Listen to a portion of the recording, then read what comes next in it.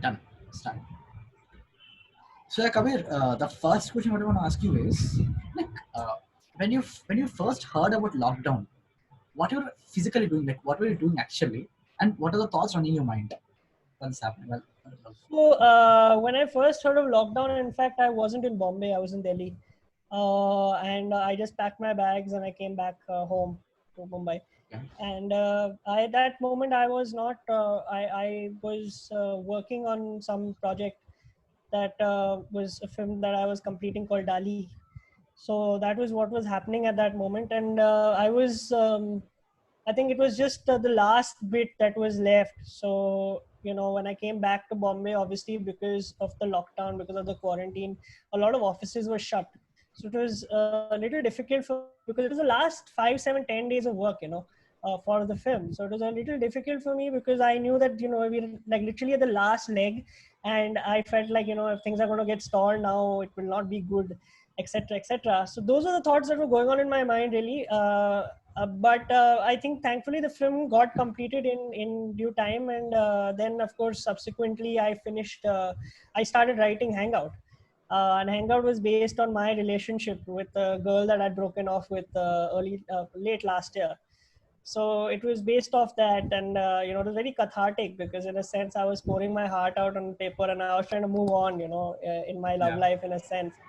So for me to kind of move on, I had to kind of unburden myself on paper, and that was what Hangout was. Hangout was basically me trying to move on, forget the past in a way, put it down on paper and move on, So that was what Hangout was. Hangout was an exploration of two people, a relationship between two people who are almost like chalk and cheese, and how incidentally they don't intend to fall in love, but they actually do fall in love.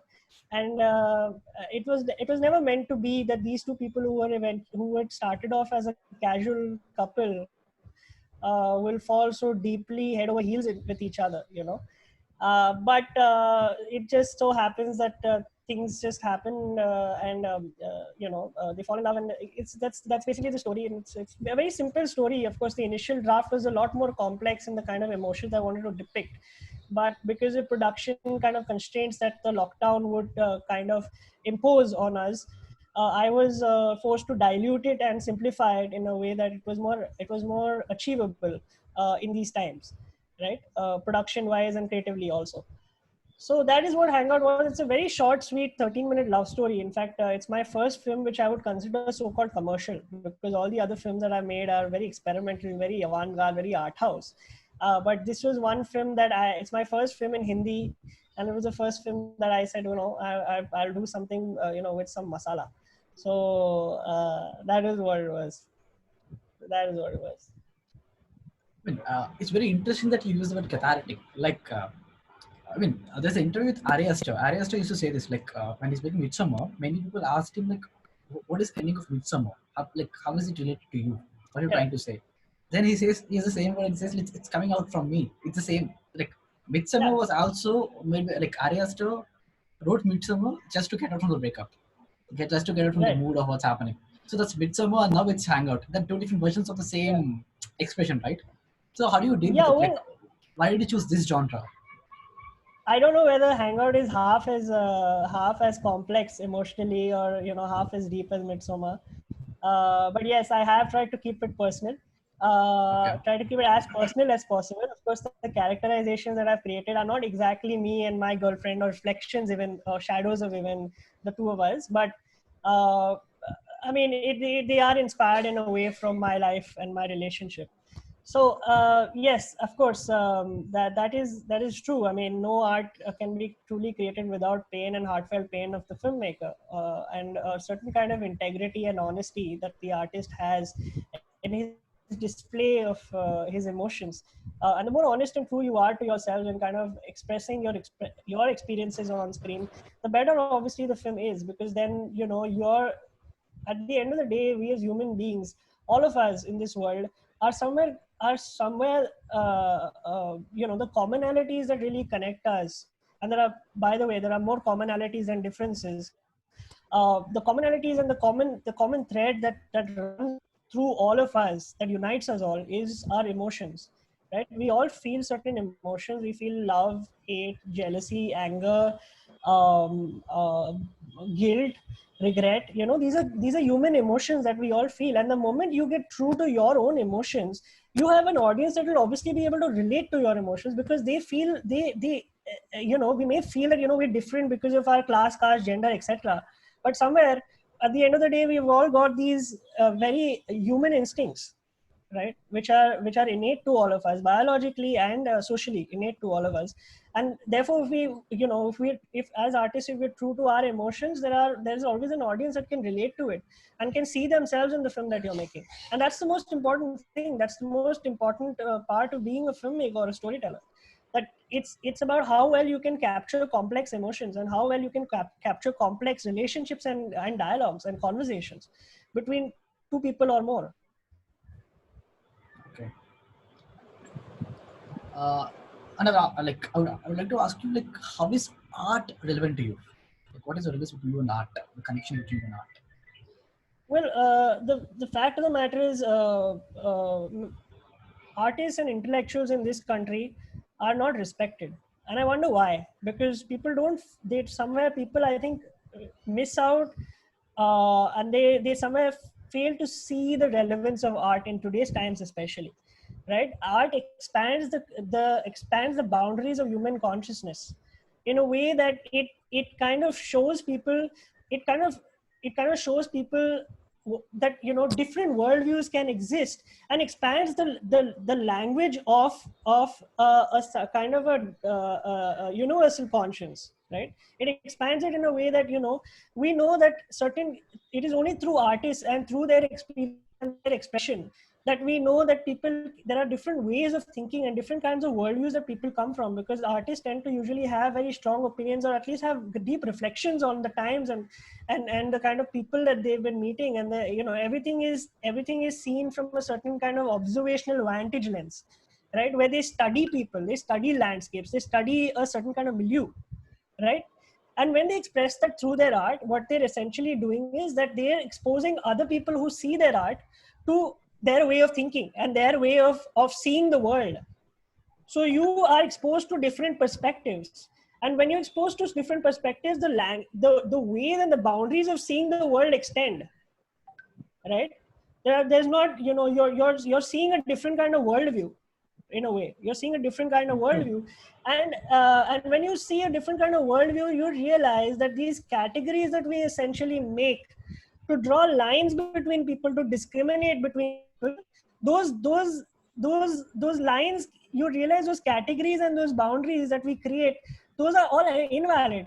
Because you really cannot ever get prejudiced against a certain group or community or a certain class of people, because there are so many ways of looking at that class and so many people within that class who think so differently from each other. So therefore these biases and these kind of stereotypes that we kind of make about a certain section of society or certain group of people, those categories can never hold true, ever. Those can never ever hold true. And that is what artists do. They're essentially just doing that. They're just trying to introduce new perspectives, to see life and to see mankind and to see this whole nature of our being and existence. Uh, the film before Hangout was Dali, right? Dali. It's Yeah. on it's an artist Dali. Like, why Dali? What's your connection with Dali? My connection with Dali, there's no connection with Dali, but basically I chose Dali because I thought that their relationship, the tempestuous kind of relationship that he shared with his partner Gala, was something very unique. Because I am inherently very romantic. For me, I like to explore relationships that are a little exquisite, that are a little offbeat, you know. And for me, when I read about his relationship with Gala and how he considered Gala his muse, and without Gala's presence in his life, he considered himself devoid of art. So it was only when those two souls meet, or met rather, that art actually bloomed in that period of his life, right? And that is why he even signed his paintings. He stopped signing his own name on his paintings, he started signing her names, because he felt that it was only through her blood and through her presence and her, kind of existence, that he was able to find inspiration to create his pieces of work. And it's like there's a question which is bothering me since a long time. Back then, when cinema or any artwork, for now we'll confine to cinema. When cinema was introduced around 1890s and 1890s and 1900s, it was the fantasticness of image, the moving image on screen, the awe factor of that is what pulled audience to the theater. Whereas, like that is what pulled audience to watch the film, even though it's in actuality, that's what made them to watch it. But right now, what's happening is there's abundance of moving images, abundance of material out there. There's lots and lots of filmmakers coming out and proclaim themselves as filmmakers. How do you think would this impact the future of art, like or future of cinema? Well, I think it's good. In fact, I don't see it as a problem. It's art has become more democratic, and the more voices we have, the more artists we have, the more people expressing themselves through the medium of art, the more the universal conscience or the consciousness of mankind gets extended, because you're exposed to more perspectives, more ways of looking at the world, more worldviews, right?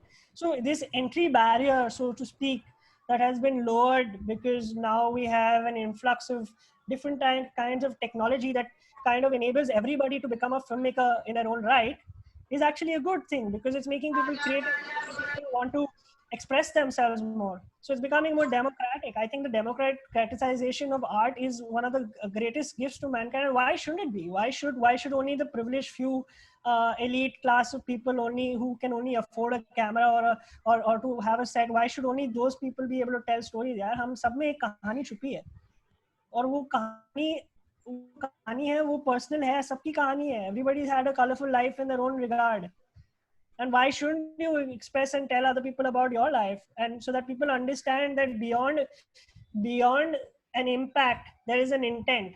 And for people to understand intent behind the impact is extremely important, because what we're doing is, as human nature and as human beings and as society, what we're doing is we're reacting all, we go on that whole spiel of just looking at the world in black and white, where this is right and this is wrong, but it's never like that. It's never like as simple as this is right and this is wrong. Behind an impact there's always an intent. It can be possible that someone who's murdered someone did it only in a fit of anger and fit of rage and an impulse of a moment, but behind that person there's actually a person. There's behind that person there's actually a person who did not have bad intent.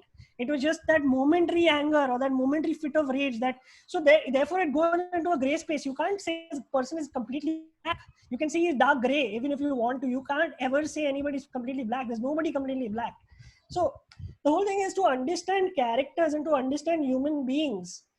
It is important to see where they're coming from, and to see where they're coming from, I think that is what the artist's job is, to kind of uh, uh, first is to understand people's psyche, on why they act or behave a certain way, and then to show other people that we are living in a world which is nothing but alternating shades of gray. That's it. That's our world. That's the life we live in. And therefore in this whole world where there's everything is gray, we're just basically meaning making machines.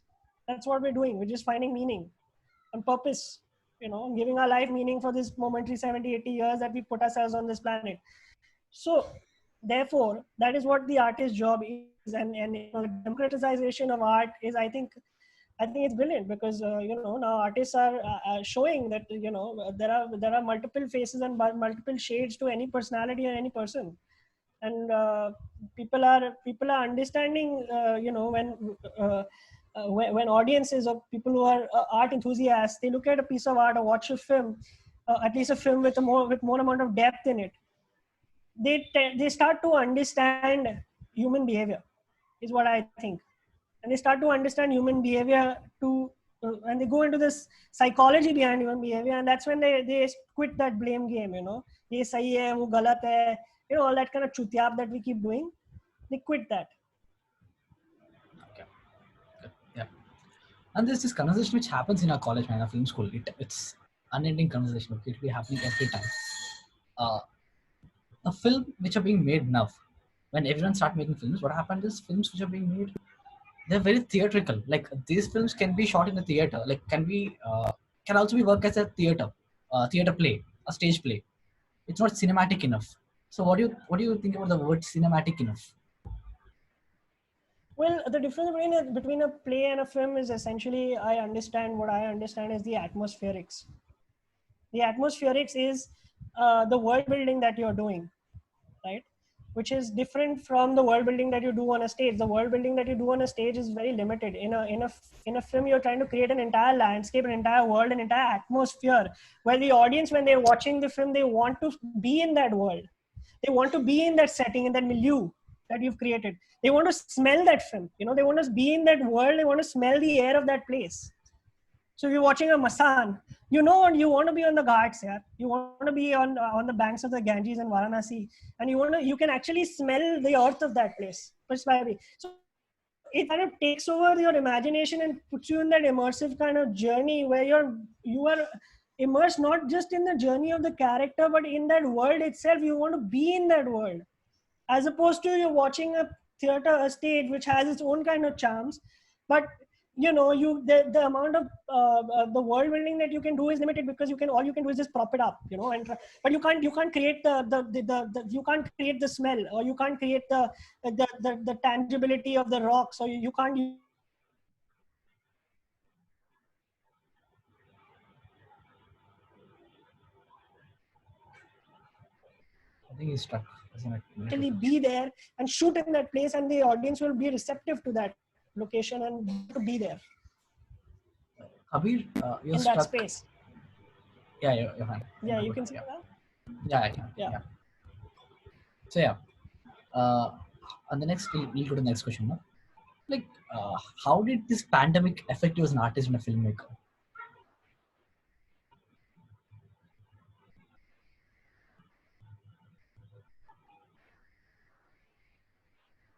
Down. Give me a second. Give me a second. So it gave me a lot of time to kind of reflect, to kind of introspect on on my past, on where I am today, where I'll be in the future.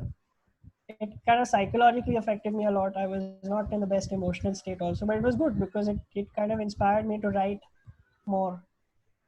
So Okay. that's why Ernest Hemingway says, the writing is easy. The only way to write is by Yeah. pour your heart out and letting yourself bleed.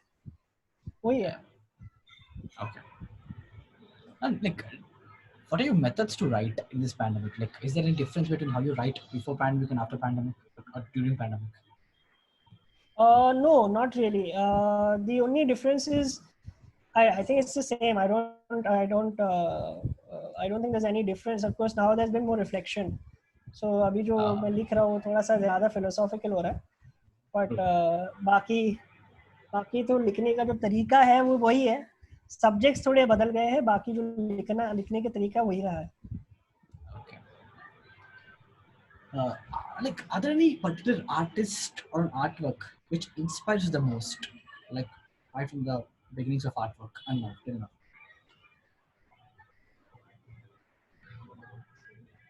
I think there are lots of pieces of artwork that inspire me. Frankly, there are lots of artists, lot of artworks, lot of musicians, lot of filmmakers who inspire me. But I think the thing that the I think that I have personally learned more about cinema from music than from films itself.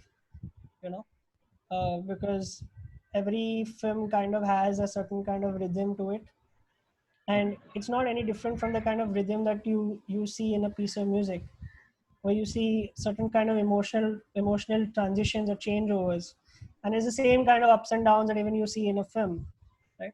But I think besides that, I think that the famous the ones that I really enjoy the most, the piece of art that I really enjoy the most are uh, Margaret Gatchett at the Piano by Van Gogh. It's one of my Okay. favorite pieces of art. And I think also obviously the works of Salvador Dali. I mean, goes without saying.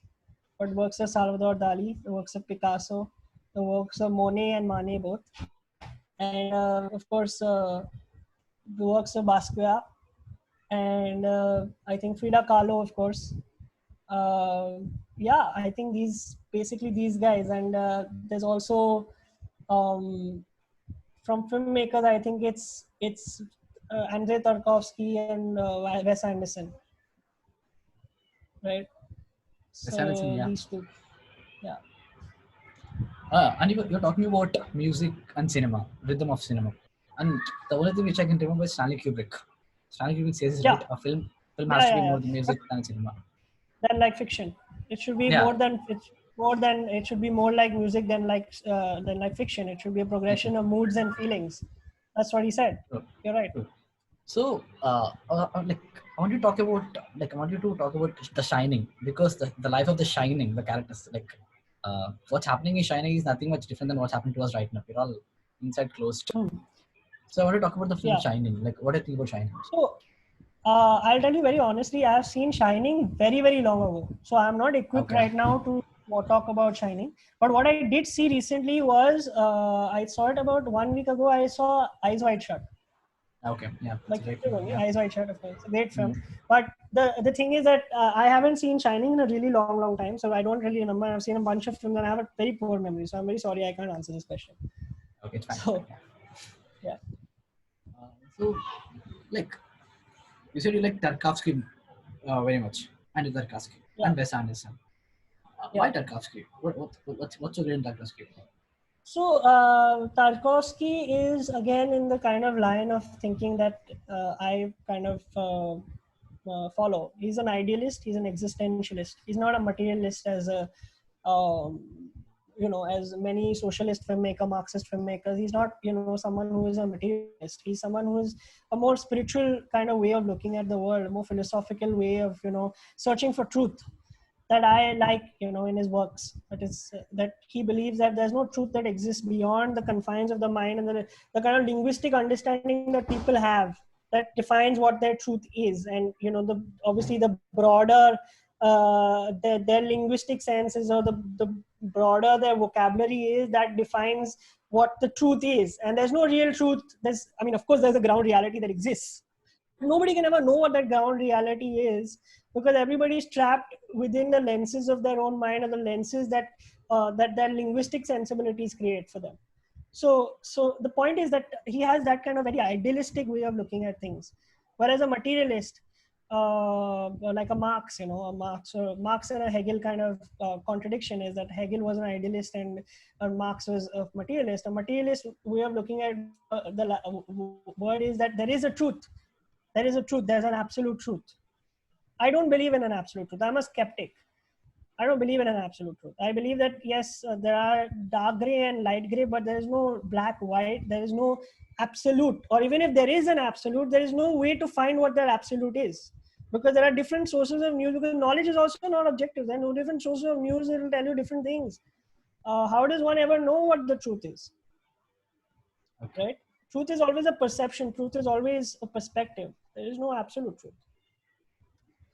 So he goes with that line of thinking, which is why I like Tarkovsky.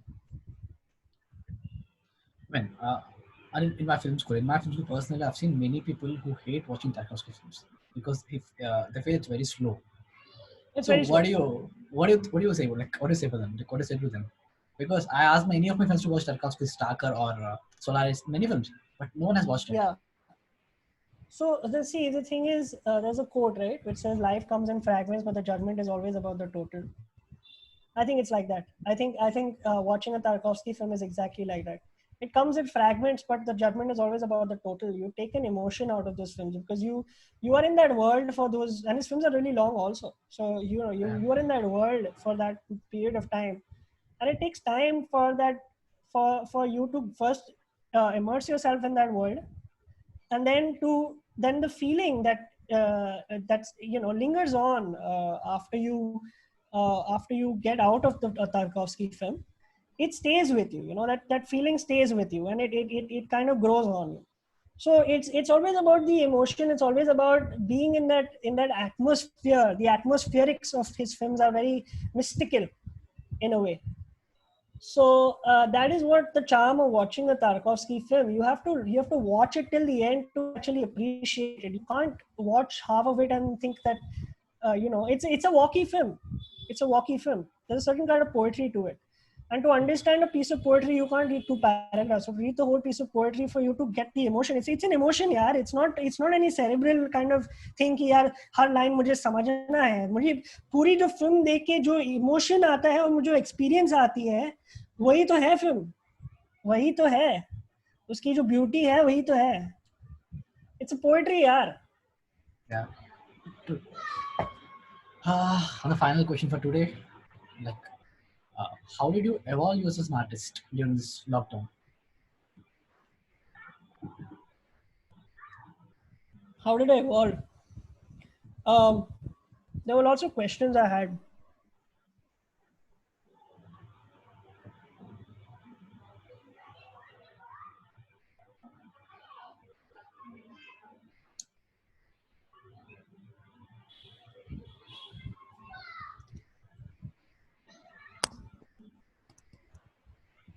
Hello. Hello. Yeah, Yeah, yeah, Kabeer. yeah. Sorry, I'm back. Yeah, that's okay. No, I had a lot of questions. I had a lot of unresolved trauma from the past. I was I was lurking around with a lot of guilt on my head, and there were lots of things that I had no time to kind of contemplate on, to kind of analyze, to figure out. About my past, about why I was here, about why I behaved a certain way, about why people called me certain things, about why I am having certain anxieties or certain problems. What is the reason for those things? And I figured out in my own kind of psychoanalysis, I figured out that I had a lot of baggage from my school days that I was carrying on my head.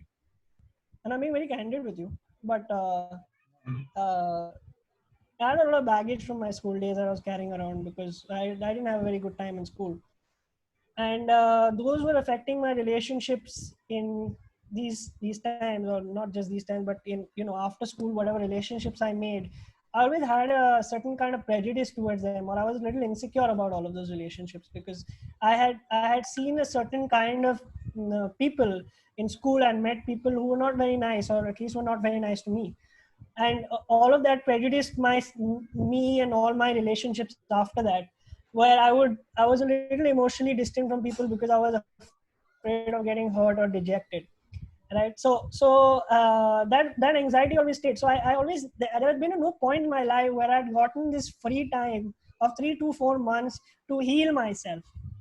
And that healing process was important because I needed to get on with life and get on with normal relationships, that I needed to first fix myself and kind of first rationalize my own kind of behavior, understand where it was coming from, go back to the very inception of it, and then fix that problem, resolve it in my head, rationalize to myself that there are all kinds of people in this world. That's what I was talking about, the categories. That is why an artist is important, because it shows you that there are different ways of thinking, and even within a community there are different ways of thinking. So you can never stereotype anything, and that is why it's important. So it was difficult. So one is that you are absorbed in the emotion of something and it clouds your judgment, and that was what was happening. So even though I'm a fairly rational person, somewhere the emotion of a certain kind of bias that I was carrying had kind of clouded my judgment in terms of meeting people, interacting with people, understanding people. So that was what really this period really helped me fix about myself, and helped me kind of internalize, kind of ruminate over, and rectify. And thank you so much, Kabir. Like, it's a very good, wonderful discussion, and it's a really helpful documentary. Thank you so much for this. Thanks. Uh, Can you tell me how is this going to go up, and when is this documentary coming out? Just uh, asking. probably around 2 months later. Like 2 months के बाद आता है. It's a college assignment, and I'll be releasing it on YouTube. That's all. I'll send you the link. As soon as Sounds it's done, good. I'll send you the link. Yeah. Okay. Chalo. Thank Cool, you. cool. Thank Who you so else are you much. interviewing? Who else are you interviewing? Uh, there are many artists. There are some art muses, and there's some of my friends, and there's another artist from Europe. I mean, like all this. And the Europe guy is still in Do I know discussion. anybody? I don't Do think I so. know anyone? I don't think so. They're all my friends. That's why. Okay. I don't think so. Yeah. Okay. Let me know if you want any leads, any contacts to speak to anyone. Sure. I'll text you. If you, yeah, yeah. Definitely. Okay. Yeah. Yeah. Yeah, best of luck. Thank you so much, and all the best for the hangout. I'll be the first one Thank you. watching it. Yes, please do. Yeah, Sure, thanks. definitely. Yeah. Thank you so much. This is the iPods in there. I'll send you the link.